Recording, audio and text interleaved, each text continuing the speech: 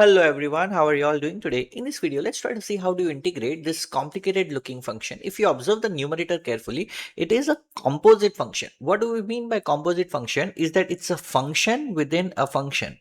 That means it's a function of the type f of g of x, where f is the outer function and g is the inner function. In this case, that outer function is cos and the inner function g is that square root of x.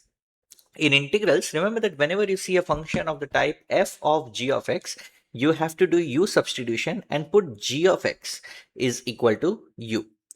In order to do that substitution, you will also have to make sure that the differentiation of that g of x is present in the integral.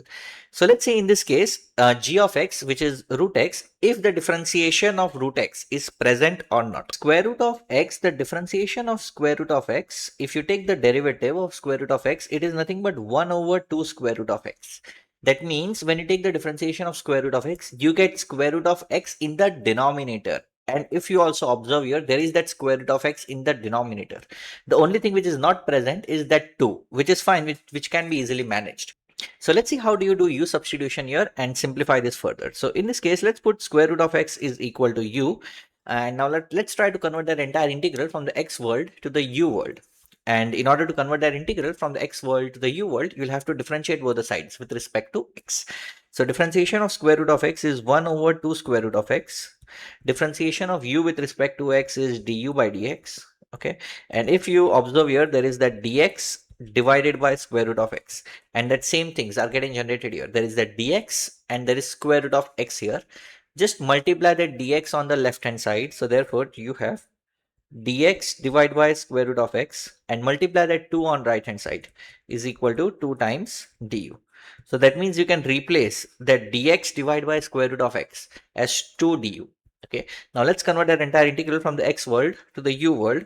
So you have integral of, you will have cos u, because the square root of x is nothing but u, and the dx divided by x is nothing but 2 du. So simply you were able to convert our integral from the x world to the u world. Now the 2 is constant can be taken out of the integral. Okay, so you have 2 times integral of cos u du. Okay, an integral of cos u is nothing but sine u. So you have 2 sine u.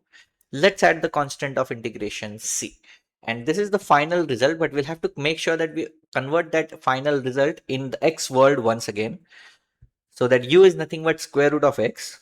So we have 2 sine square root of x plus constant of integration c, and this is the final result in the x world. I hope that made sense.